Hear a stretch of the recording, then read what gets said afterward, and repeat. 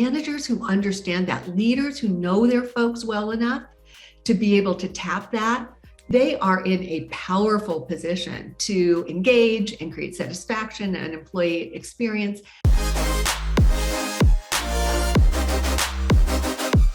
This is Alex Cleanthus, and today we're talking with Julie Winkle Giulioni. She's the author of the international bestseller, Help Them Grow or Watch Them Go. And she's one of Inc. magazine's top 100 leadership speakers. Today we'll be talking about her latest book, Promotions Are So Yesterday, Redefine Career Development and Help Employees Thrive. And just quickly, before we get started, make sure to go ahead and hit that subscribe button so you get the latest episodes as soon as they're released. Now, let's get into it. Hello and welcome, Julie. Thank you so much, Alex. How are you today? I'm very well, thank you. I'm very well. So I'm in the morning and you're in the evening somewhere, and fantastic on Zoom that we can have all these conversations. I love it. Isn't this wonderful? Yeah, I think it's great.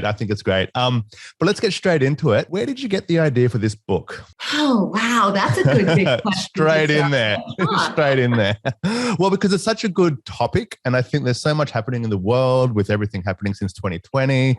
There's a lot of changes with the Great Resignation or not, or, however you want to frame it. And I thought that the ideas around the success around a career is not just about promotions, right? And so I think that's such a great conversation. So yeah, that's a little bit more of a warm up.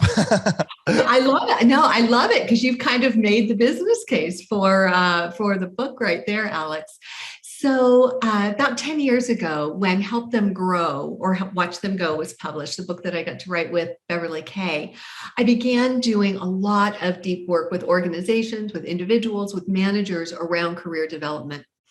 And in working through the content from that first book, which was really about elevating the quality and the cadence around career conversations, we knew we were making a difference. Managers and employees alike, they reported that the quality of the conversation was better, but there was still this frustration and this dissatisfaction and this angst in the whole conversation, the whole relationship around career development. And as I continued to work and dug under it, what became very clear to me was that a major source of a lot of the dissatisfaction that we all have around career development can be traced back to these very limited definitions, limited expectations that we have around what career development is all about. We have been sort of brainwashed into thinking career is the title, the career development is the promotion and the movement among roles. And it's a mathematical impossibility. We're never going to be able to give a promotion to everybody who wants to grow. And so no wonder we've got these statistics right now around dissatisfaction, intent to leave, number of people who are leaving. And so much of the reason is they don't see opportunities to grow. And so the world has changed, work has changed, careers have changed. It's time for career development to change along with it. And that was really the impetus for the book, was how can we redefine career development in a way that meets today, that meets the reality of today's workplace. And so promotions are so yesterday. Yeah. So was there a lot more focus on promotions before everything got turned upside down, and everyone had to start to work from home, or has it always actually just been there, but it's kind of just been hidden by something else? So from the time we're kids, most of us are conditioned to equate success in the workplace with a title. We're asked, what do we want to be when we grow up? And then we get to the workplace and we're asked, where do you see yourself in 3 to 5 years? We are conditioned throughout our lives to think that climb up the ladder, that the ascent to next levels, that roles and titles and everything that goes along with that's what success is. And so I would say from that standpoint, that has been a constant for the past, as long as I've worked, at least a few years. And so that undercurrent, that set of expectations and pictures of what success looks like has been there right along. I think what's happened over the last couple of years is many of us had to, really confront our mortality. we had to deal with some of the hardest things we've ever had to contend with. We have looked long and hard at what's important and reestablished priorities. And many of us have decided we want a different relationship with work than we had before. And that's where the opportunities, I think, really lie here, is we're at a point, kind of an inflection point, really, when it comes to the workplace, where some of those old expectations are giving way to new priorities. And managers who understand that, leaders who know their folks well enough to be able to tap that, they are in a powerful position to engage and create satisfaction and employee experience and the kind of retention that will battle some of the great resignation, reshuffle, reevaluation, whatever we want to call it. So what do you think is this cause of the great resignation? There are lots of reasons. The data would suggest that certainly development opportunities for learn and growth, they are among the top reasons people are leaving. And that's not new either. Let's be clear. For decades now, it's been career development has been one of the top reasons people stay, leave, join a new organization. So that's a continuation of that trend. The other thing that we're seeing a lot, of course, is the desire for greater flexibility. People who, organizations for years said, the remote thing, we wish we could do it, but we can't. Our systems won't allow it, until they did, when they had to, and push came to shove, we figured it out. The genie's out of the bottle on that. And now employees have gotten a sense of a different way of living, a different cadence, a different level of flexibility, and have been able to maintain or even elevate their productivity in the process. And so the tug back to the workplace is not sitting so well with a lot of folks. And other organizations who are willing to be borderless and remote and hybrid are a more attractive venue in many cases. It seems that these days, because so many people, especially over the last 2 years, because so many people have had to work from home, all the other kind of benefits around having a place where you go every day, a routine, that gets you out of the house, people who you see every day, there was a lot of benefits to that. And then that was all just completely, just ripped away like in a second. And now it put all the focus on the role itself, right? And so now there was nothing there to kind of hide the things that were missing. That was now gone. And now it's all just, this is my role. How am I going in my role? Like, is my role good? And it's not, it's not just about promotions, because a promotion happens in a second, but it's the everyday, right? And what seems to be at the core of your book is the fact that the promotion is a title. A title, of course, everybody would like a title improvement. That's the purpose of a career to some point, right? Like across time, that is the gauge of success, but it's the everyday, right? And I think that's probably what your book kind of focuses on is, yes, everyone would like more money, of course, right? And yes, career progression from a title perspective is important, but there's a reality that there's also all the parts in between that, because that happens in a second. They change their footer signatures, they change their LinkedIn profile, but the everyday still kind of happens, right? So is that a correct summary of your thinking? Much goodness there, Alex. Yes, yeah. And you saw me writing notes because there's so much to unpack. Where to start? Okay, so I think it's Marcus Buckingham in his latest book talks about the fact that, having everything stripped away leaves just you and your job. And it lays bare the reality of that. There are none of those little softening of the edges. It's just that. And what are you loving and what aren't you loving? And how's it meeting your needs? And it's much rawer, if that's the right word. But what I love about what you just said is, and this has always been the case, promotions have been a moment in time. I liken it to when we plan a vacation. You identify all of the landmarks you want to see, and you get plenty of pictures in your phone of all of those things.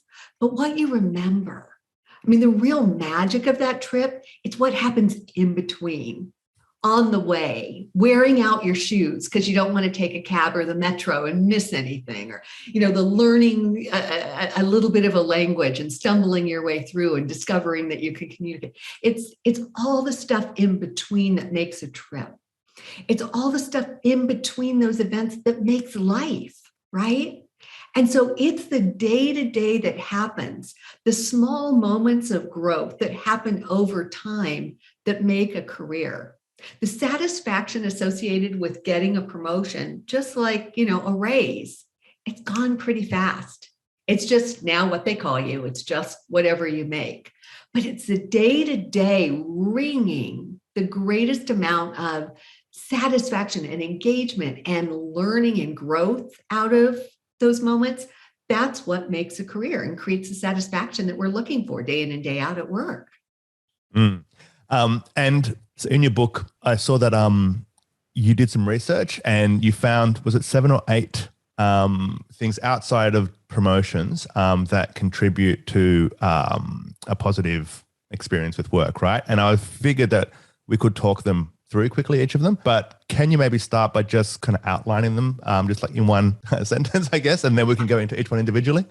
So can I just step back a moment from that to get to that point? So yes, please. Over these past 10 years, as I've been working with organizations and leaders around the world, and talking with folks really deeply about what careers mean to them, how they want to grow, and looking at the workplace to see what really is possible, the pattern started to emerge, and I started to see these 7 other dimensions in addition to that promotion climb up the corporate ladder. As much as I want to say it's so yesterday, it's today, it's going to be tomorrow, it's still a feature on the workplace landscape, but it's a feature that's available to so few people. It's a feature over which managers and employees have pitifully little control or influence. And so no wonder there's dissatisfaction. People feel disempowered and unable to affect their lives. There's no agency there. So these other 7 dimensions that started to, sort of bubble up. Some of them are absolutely on the nose, and you think about them when you think about career development. So things like challenge. A lot of managers are really good at invoking challenge, stretch assignments and special projects and the like to help their people grow. There's a dimension around competence. And again, as an individual, as a manager, that's something we think about is what do some people need to be good at to grow and to develop? What skills, abilities, and that becomes increasingly important given how fast the world is changing, how short the half-life of skills are, especially technical skills today. So there are dimensions like that we think, yeah, sure, that is, I think about that when I think about career development. But then there are other dimensions like contribution. Contribution is that, innate human need to make a difference, to give back, to leave things better than they were, to live on purpose. And that's only become more important now. But there's tremendous learning to be had and growth to be had in that. There's a dimension around connection, and when you think about it, we grow through and with others so powerfully. So building relationships, expanding your network, building community, visibility are all central to our ability to grow our careers. There's confidence. Again, not one that you normally think about when you think career development, but if you don't have it, it's a showstopper. And there are times in almost all of our careers where we've got those dips. And the most powerful growth that we need to engage in is getting to a place where we trust our ability to show up and to perform predictably. And that means doubling down on confidence. There's also contentment. And I get a lot of sideways glances around that because a lot of people think, oh, contentment, that's sort of complacency. Do I really want employees who are content? But what we're talking about is this ability to cultivate a sense of ease and joy and meaning and balance that's needed to sustain us over the long haul, that it is going to be multiple decades. It can't be that hard charging climb up the corporate ladder day after day for 50 years. And then there's also the dimension around choice. And that's a particularly timely one right now. That sense of autonomy that we want control over where we work, how we work, when we work. And you think about when people are given more control, more decision-making authority, tremendous learning to be had in that. And so you mentioned the research that we did. We had these 7 other dimensions, and then the climb, because it had to be a C to make all the C's work here.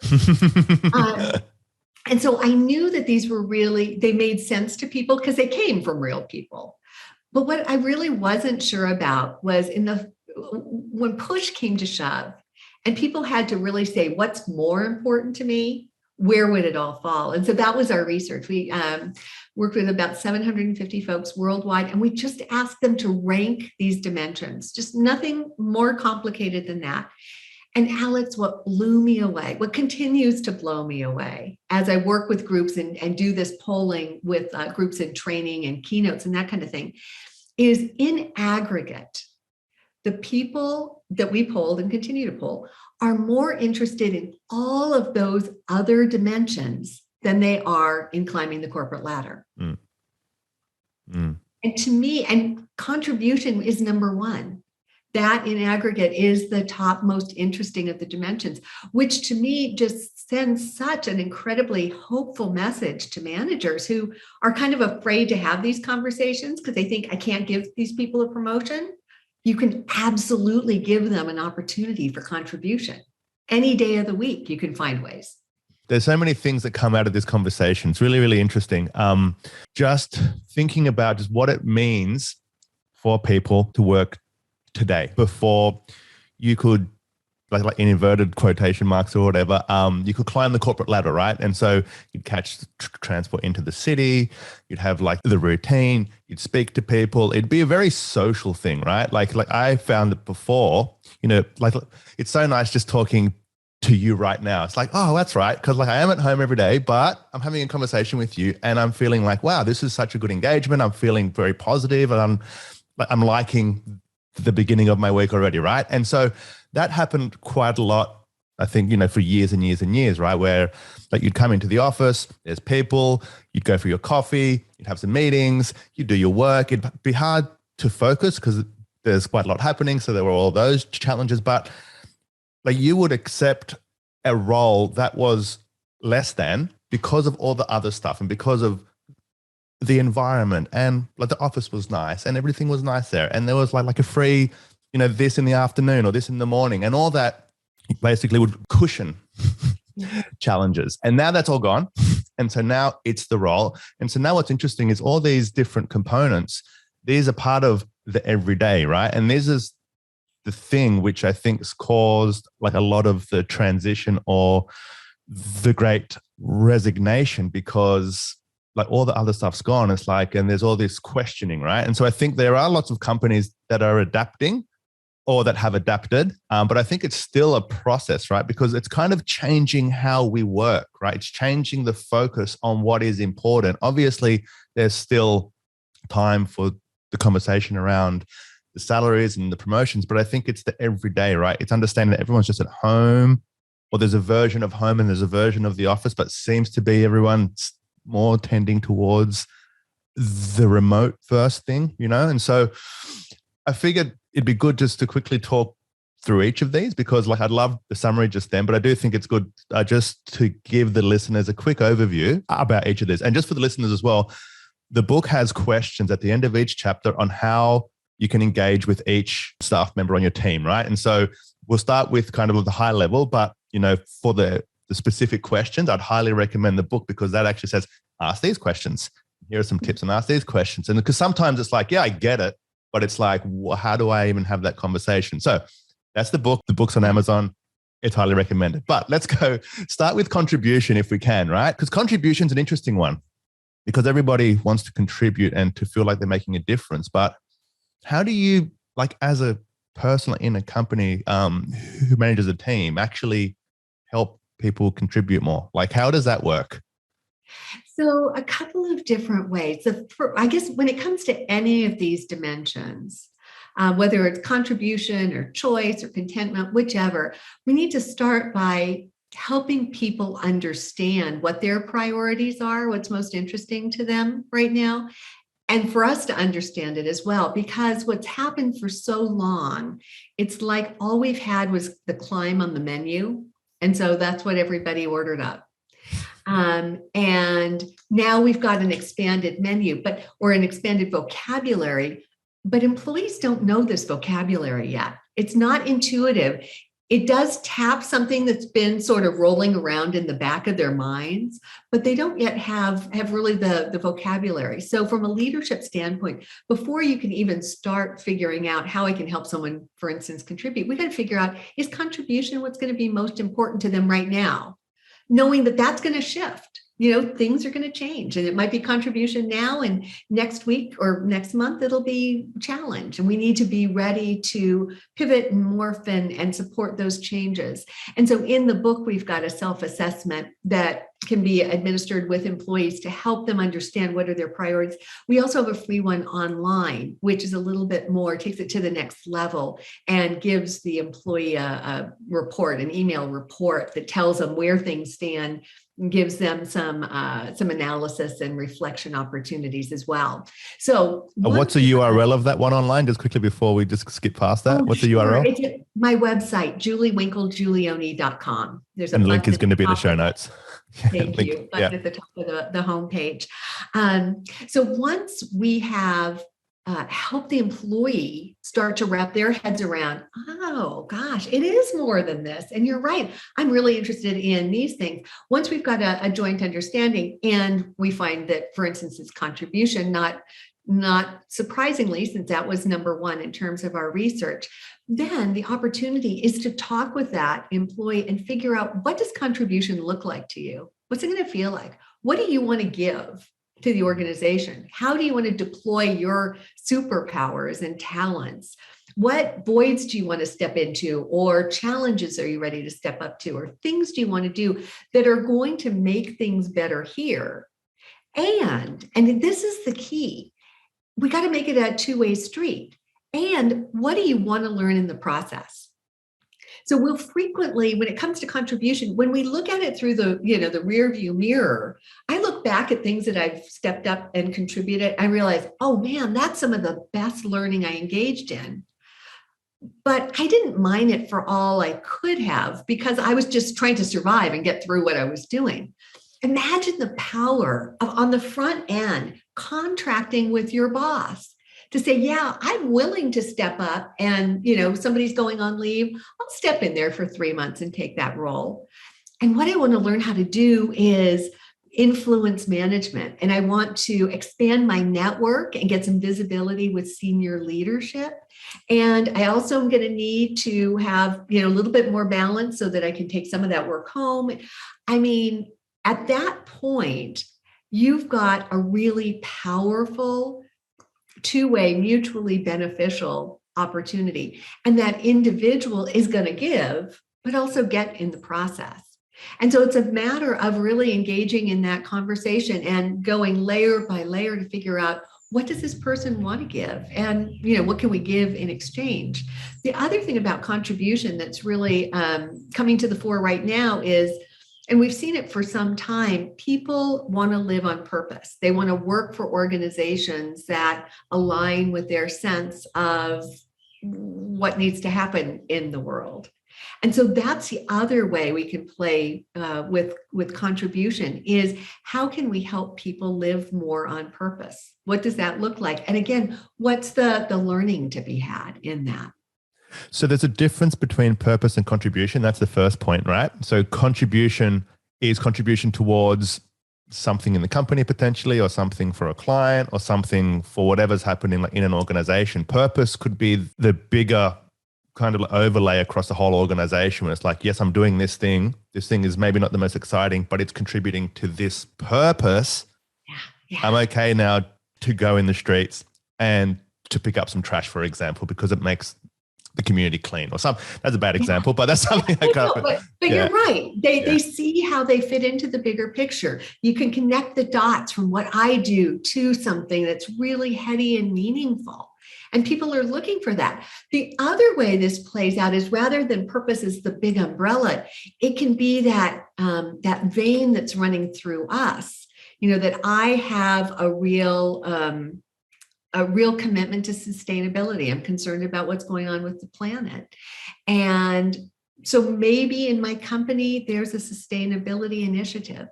Maybe I can do something, make it an extracurricular that I'm adding onto my regular job. Or, I can help study our use of plastic, or, I don't know enough about that.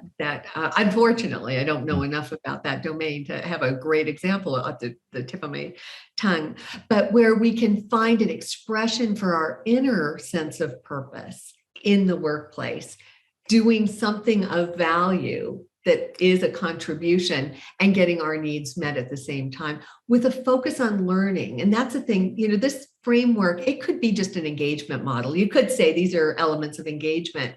What the book really focuses in on is how can you use these for growth and development and learning, because each has tremendous power that way. Great. So contribution is what a person can do above and beyond their current requirements. Is that right? Or their current role that they want to do, but that also ideally can link to skill-based improvement. But then you also talk about strategic contribution. So could you talk that through as well? Yeah, it's about being conscious and deliberate and strategic about our contribution, because we're contributing day in and day out. I mean, that's just how work gets done. We show up and we do stuff, so we're contributing. And what I'm talking about here is being really intentional about it.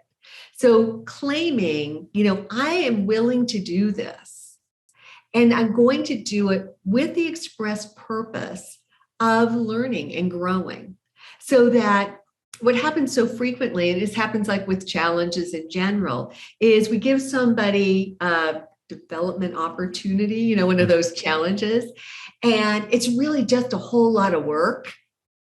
And that's what's in the foreground. And then the development part gets lost in the shuffle. And pretty soon it just becomes drudgery. What we're talking about is being strategic and deliberate in terms of keeping the development right there in parallel with the work. So we never lose sight. So that each step of the way, we're really making sure that those development goals are being met, as well as, the performance goals as well. Yeah, fantastic. And I think contribution is like its own topic for the whole for a whole podcast. It's such a big area, right? And it's an interesting one because I think that's the one place where I think there's a lot of opportunity if managers actually have a conversation about it, right? And I think that's the part, isn't it? Like that basically all this starts from a conversation, and having. Yeah, well, and what I have really come to believe, Alex, is that career development at its core, it's a relationship that plays out through conversation.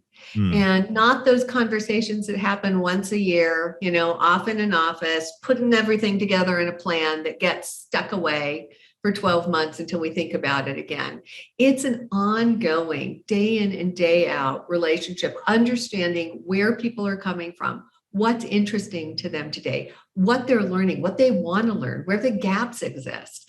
And that means having those day in and day out conversations, which kind of back to an earlier theme that you were bringing up, can be more challenging in a remote and hybrid environment, right? Because back in the workplace, when we were all co-located, we were bumping into each other and having some of those ad hoc organic conversations. But out here in virtual world, we've got to be a lot more intentional about it. So it takes extra effort and more deliberate attention on the part of managers and employees as well to make that happen. And that sounds like the one thing that is going to be kind of applicable across all these things, except for promotions and raises, because they can happen in a second, but everything else now is becoming challenging because of the remote experience of everyone, right? It's not just there. I can't just see how that person is actually experiencing their day. What are their challenges? I can't overhear a phone call anymore. I can't, just be across it. So that intention of staying across it has to be very high. Let's jump to competence, right? Because competence almost seems like that's like a normal one, but I guess it's not really. Well, you know what? I do think it's a normal one. I think it's much more pedestrian and mainstream. When we think about developing careers, we think about what are the skills, what are the abilities, what are the capabilities that someone needs in order to move forward toward whatever their goal might be. I guess the point of view that we take, that I take in the chapter, is more about how we as leaders can orchestrate learning that's more organic and in role. One of the things, kind of like promotions, are a little bit out of our control as managers and employees. The classes, the programs, the seminars, the conferences, in many cases, those are out of our control as well. And yet that's sort of our default thinking when we think, somebody's got to learn something, send them to school, send them to class, send them to a workshop. And it costs money and it's not always available. And yet the truth is managers, leaders have a tool that's, and I make my living off of training. So please know it's good stuff. Keep buying it, everybody.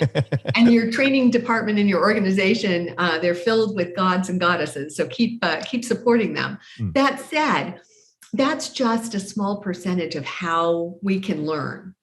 Leaders and managers can co-create with their employees for next to nothing experiences that bring the learning right into the workplace. And so that's a big chunk of what we take on in that chapter is how can you and the employee look at the workplace and find the opportunities to organically grow and morph and challenge yourself and learn new skills.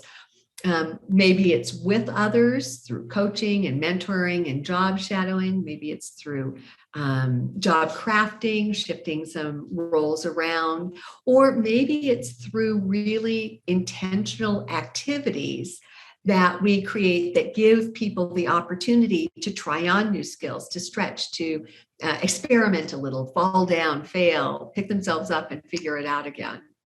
Have you seen any interesting examples of how this on-the-job training, upskilling kind of happens like in a kind of hybrid environment? Because, before it was like you sit side by side. Hey, I've got a question. Hey, I'm stuck with this. And there's quite a lot that happens just because of the vicinity, right? And so there's quite a lot of osmosis, I guess, or something that just happens. And then just when that's not there, you give kind of autonomy to the team, and they've got their own training program. But I mean, like I'm wondering if there's any kind of interesting approaches on kind of how you can kind of foster that, like in an environment where everyone's just at home. Yes. So two thoughts on that. Technology has been a great tool that way. Systems like Slack and Teams that have the opportunity for people to share and almost as instantaneously as if we were sitting next to each other, get an answer to a question. The upside is with some of these systems, it's captured somewhere. Whereas when I was sitting beside you and I asked and you answered, that's ephemeral and it's gone. And the next time I need to know that, I got to make sure that it's stuck in the gray matter somewhere. Some of these systems are actually offering the plus of being able to go back and see, oh, okay, that's how you do it, or why you do it, or when you do it. So technology has served us well in that particular way. The other thing that I'm seeing a lot, and that is just such a powerful win-win, is strategic teaming. So when someone needs to learn a particular skill, to be able to put them into real work, real projects, real initiatives, work that needs to get done, that is giving them the opportunity to learn that skill, that is putting them in proximity with others, even if it's remote proximity. I guess that doesn't really make sense, but you know what I mean. I do. In connection with others who have those skills and are going to be able to teach those skills. So the idea of being really intentional about how we put groups together to get things done. Some of the most effective leaders, the folks who have really thrived in over the last couple of years using, distributed workforces, what I've found is they've gotten very clever and strategic about how they organize their resources, blending people with initiatives to have the dual outcomes of getting the work done, but also getting specific learning done in each case. That's called strategic teaming. Is that right? Is that what you? That's what I just called it. That's what you do. Know. Well, that's going to go into the snippet for social media. How to use strategic teaming to kind of enhance your team's skills, like it. Right? But I like strategic teaming. Sounds really interesting, and I like how you can create an environment like on a specific like initiative by pulling together people who share similar requirements for growth or whatever, and who share similar kind of values to do something. Or maybe different ones. That might be part of your intentionality. I've got to learn one thing, you've got to learn another, and together we're going to be able to help each other get there. And doing that, these dimensions, I wish they all stayed in their lanes and were neat and tidy and had clear borders, but that really gets into connection. One of the other dimensions, doesn't it? Yeah. Because it's through those kinds of connections that the learning is going to happen. And how managers and leaders orchestrate those connections. It's almost like, I don't know, like a conductor or a chef, conductor bringing the instruments together to create the symphony, the chef bringing all the ingredients together to come out with that wonderful masterpiece on the other end. Yeah, so let's jump to connection. And I am just really conscious of time. This is going to be way over an hour, so we might not be able to get through everything just for the listeners, but I'm going to try to focus on the ones which you've prioritized, like in like the order of the survey. But let's go to connection, because even at the beginning, I was explaining it's so nice just to speak with you about, something like in the morning, like it's a way to connect, right? And so it seems that connection was almost the main thing, not the main thing, but it was a top thing before the events of 2020, right? But that was the thing which you would get like at like an office, right? Is the connection with everyone. Sometimes it was too much connection, sometimes, right? And it's hard to be focused. But now we've gone almost the other way, where now connection is different. Like, and so can you talk about connection, and then, what are some interesting ways that companies are like fostering it? Yeah. Well, and it's interesting, Alex, as you talk about it, because I get the sense that you're probably an extrovert and really enjoyed the stimulation of being in an office. I like both. Like I really like to be productive, but then I also like to be like in an office, and I don't want either to be 100%, right? So like I don't want to be 100% in office, and I don't know like if I want to be like 100% at home either, right? And so it's that balance. It's a nice, yeah. And I'm the same way. It's funny that you should say that, because I'm a absolute mix of the two. But I'm just thinking about some of my friends who are more introverted. They have not missed the connections of being in the office. The intentionality of the remote connections has really met a lot of their needs. So it's interesting. And it kind of goes back to what we were talking about before, doesn't it? About managers, leaders, they need to really understand their people. And it's not one size fits all, as tidy as that would be. I've started to write and speak about bespoke development. It's something that's customized and tailored just for the individual. And one size doesn't fit all, but one size doesn't even fit the same person over the course of their whole career, because this is going to shift and we're going to have different priorities.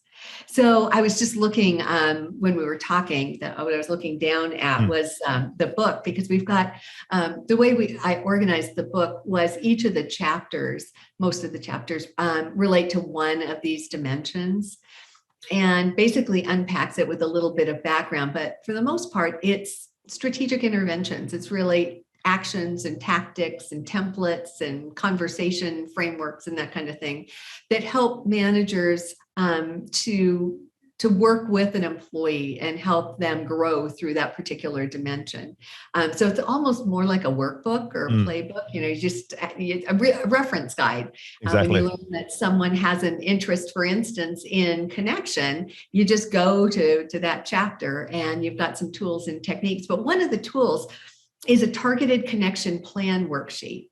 And what this worksheet does is it introduces the manager and the employee, for that matter, to all of the different ways, the vehicles that we've got in the workplace that allow for connection. Probably not all, but the ones that came to my mind. So things like just making introductions, something as simple as that. Collaborative efforts, sort of what we were talking about, shadowing, bringing folks along on internal meetings, sending them along on external opportunities, group membership, securing a mentor, being a mentor, special projects, job rotations, temporary reassignments.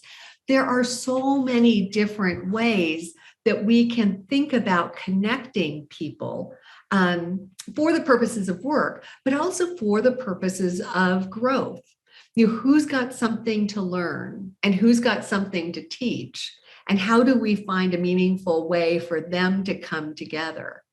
Connection is also a dimension of this is visibility. Both giving employees visibility to the broader organization, but also giving the broader organization opportunities to see that individual, for them to be visible as well. And so as a leader and an employee working together, how do we look at the landscape and figure out, what parts of the organization do I want to peek in on and understand a little bit better, have greater visibility to? And in what ways can I draw positive attention to myself? Whether it's representing my team at a meeting or speaking at a conference on behalf of the organization, writing an article for the newsletter, whatever it might be, but ways to showcase my talents for the purposes of growth. What do you think about the mentorship side of things? Is that like an interesting way to really just give somebody that extra bit of attention? Because it feels like there's so much interaction on Zoom these days, let's call it, and Slack and Teams and all that. There's so much of that. There's almost a need for some type of connection that's a bit more like deep. That's a bit more, deep is the best thing I can think of, right? That just has a bit more support attached to it. It's not just there's this meeting and then there's that meeting and there's that meeting. Because that's like, am I being connected right now, or do I have just a lot of Zoom meetings in my calendar and then I'm stressed out now because, so what's the balance between kind of the volume of connection and then the quality of the connection? Is there some type of guideline on that? I wish, man, that sounds like the kind of thing we need a rocket scientist to figure out. There are probably axes to consider. But I think probably the answer lies in the word balance, right? And the balance point will be different for all of us. The stimulation that we get, that many of us get from the different interactions can be exhilarating. And yet there's something grounding about having those core people, whether it's a mentor, your boss, good friends, close colleagues, who provide almost like that thread of continuity among all of the other stuff that's popping around.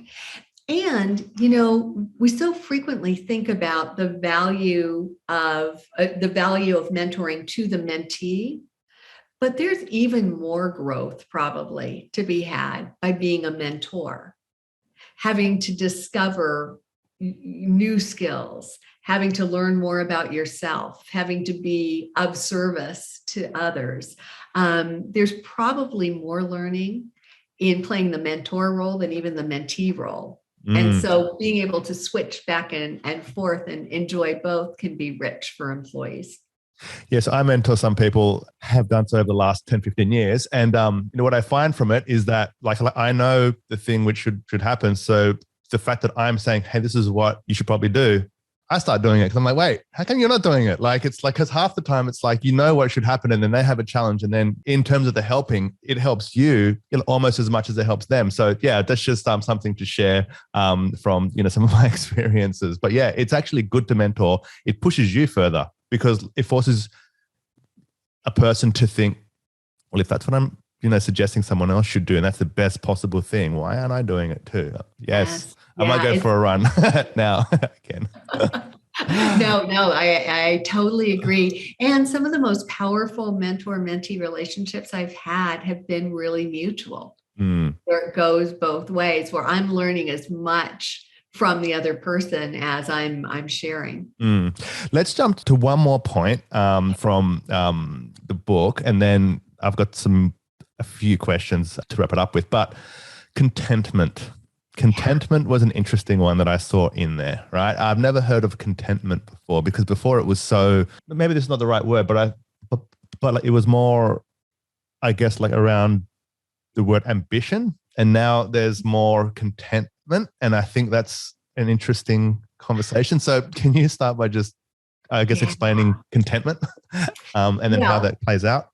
Yeah. So let me start by explaining that clearly it needed to be a C word. So it might have been happiness or well-being, but they didn't start with C. So we boiled it down to contentment. But yeah, and it's interesting because it's really tempting to think of contentment as the opposite of ambition. And I almost see contentment as a means toward being able to maintain one's ambition. So contentment is really about getting clear on what one needs in terms of meaning and balance and joy with our work and ease. And it kind of speaks to the ebb and flow of work and life in general, right?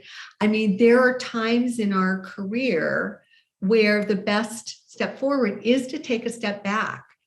And you look at so many people right now who are really grappling with burnout and stress and exhaustion after the last 2.5 years almost. And to expect that they're going to keep charging forward at the pace that they were, in the way that they were, that's not sustainable. And so for many right now, contentment is a real priority. How do I strike that balance? How do I find a sense of meaning in my work so that I can find that flow state, so that I can enjoy the work that I'm doing and stick around longer? I mean, it's in an organization's best interest to help people tap that contentment, because a contented person is less likely to bail and be part of the migration. And so part of it is for the employee experience. But I think about, for instance, with balance, if my focus right now, my priority is contentment, I need greater balance in my life, finding that is going to make me happier, make me a more engaged employee. But there's growth to be had in that as well. So how do I strike that balance? I mean, do I need to become more productive so that I'm getting more done over here, so I've got more time over here? Do I need to delegate certain things? Do I need to unlearn certain things? Do I need to reevaluate what's on my plate and shed a couple of things off of it? So again, it's not just a model that speaks to engagement. We're talking about how can we also learn and grow and develop in the process? It's a very interesting point. I think it's a superb point, and especially talks to today's world. This is like the 7 areas in the book. They outline like all the parts of a person's professional career that are super important as part of the every single day, right? And where promotions are the one-time thing. That's well, we'll come back to that like in a second, right? But like it's a point in time, and everything else is every single day, right? And trying to find that balance, the thing which you said before, right? The balance between contribution and skills and, and connection and confidence, and then challenge, and then contentment. And contentment seems like it's kind of, how do you take basically everything in the day and the week, the month, and the year, and try to find contentment in that, because it's kind of like a balance, right? It's like there's a point between it's a bit too hard to it's a bit too easy, to there's a bit too much responsibility to there's not enough responsibility, to now like I'm working at my peak, now I'm about to be burnt out, right? And so contentment seems to kind of pull these things all together in some way. Is that the right way of thinking about it or not? I could be wrong. I love that way of thinking about it. I mean, you've kind of opened my eyes. It's almost like contentment operates at a meta level.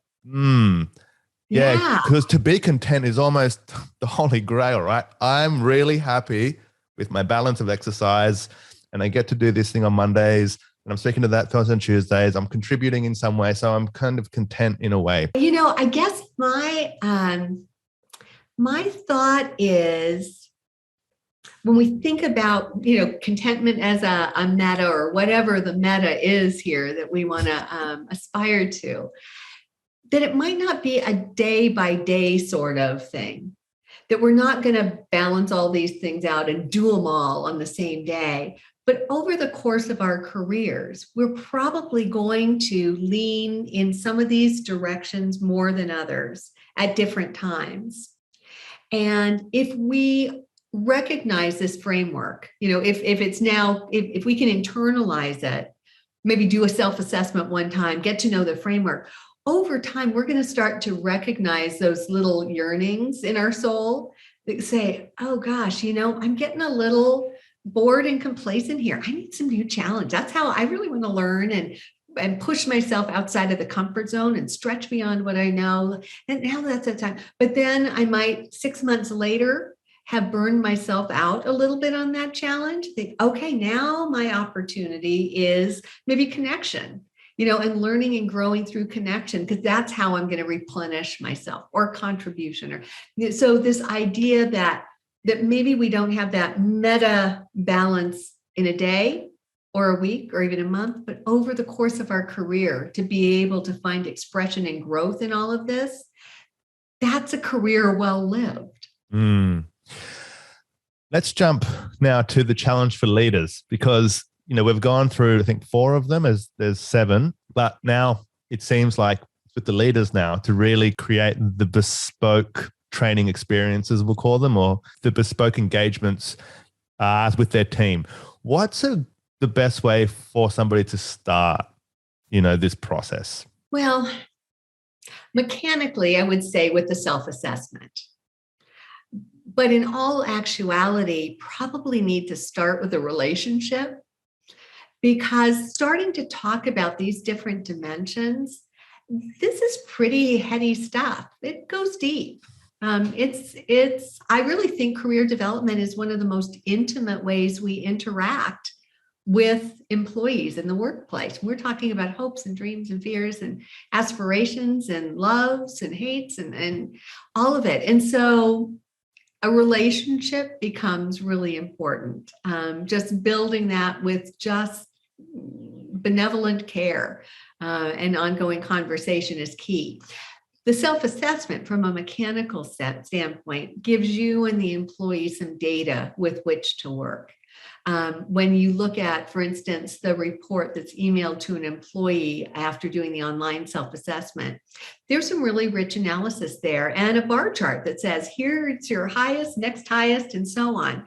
So that, and even going through the assessment, we find is really eye-opening for employees who are now having to make choices among things that, again, in the back of their mind, they kind of knew that these things were important, but didn't have the vocabulary for it.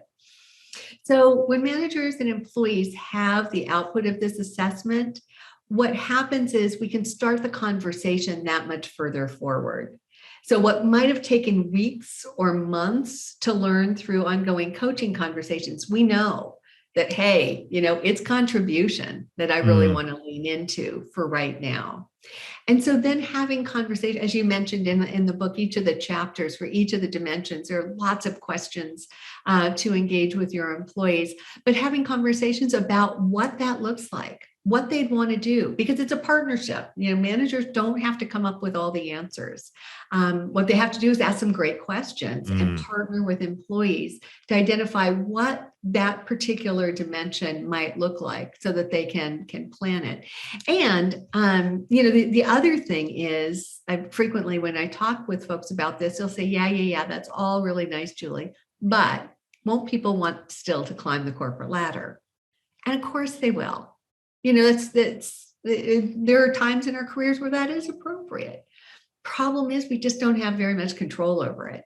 So these other dimensions give managers tools and ways to continue to engage and help people grow, using them as almost a means toward that end, which is, when, as and if that promotion might come. Yeah, that's a fantastic point there, and super advice. How often should a leader start engaging with their team on this? Is this like a once a month thing? Is this like a once a week thing? Is this like in one-on-ones? Is this per quarter? What is your recommendation on the frequency of these catch-ups? See, all of the above. But is there too much? Is there too little? Well, there's certainly too little, but is there too much? Yeah, I have never heard an employee say, oh, whoa, I'm getting way too much in the way of attention and career conversation here. Never heard anybody say anything like that. Good point. So it's one of those things where I think, like vitamin C, you probably can't take too much of it. But a leader wants to be smart about it, and it's got to be set in the right context. So yeah, you're probably going to, and organizations are going to want you to have that annual conversation. And that provides important data for the organization. So that's an important touch point, but you can't do it once a year. So then maybe you're also doing something a little bit more formal and organized every quarter, just to make sure that you're really attending to this. But then maybe you also have a standing agenda item on your one-on-ones, so that on a weekly basis, you've got a snippet of time where you're going to spend some time. And then if you're a really good manager, you're going to be watching for cues in the environment that allow you to just ask a question that helps people tap what they're learning, get in touch with what they're interested in. You're going to use organic cues in the environment to be able to do something just on the spur of the moment, 90 seconds, 2 minutes, no big deal, but that gets people thinking, gets ideas worming around in their brain, keeps learning and growth and development front of mind. Fantastic, Julie. Well, we've just covered a lot in this podcast, and thank you so much for sharing so much. Just for the listeners, if you're interested in putting this into practice, I highly recommend that you purchase the book Promotions or So yesterday from Amazon. And Julie, so if there was one thing that you wanted the listeners or the viewers of this podcast to do, a site to visit, somewhere to subscribe, what would you want them to do? Well, most everything about me can be found on my website at juliewinklegiulioni.com. So we've got a free sample of the book and the self-assessment and other tools and resources there. Julie, thank you so much for coming on the podcast. What a great conversation. I really just love all the thinking just behind this, because it gives people who lead teams something to focus on that's actually true, right? That's something that actually can help just to support the growth of the people in the teams. And so it's been so good just to be able to talk that through with you today. Thank you so much for coming on the podcast. Alex, thank you so much. It's been a pleasure.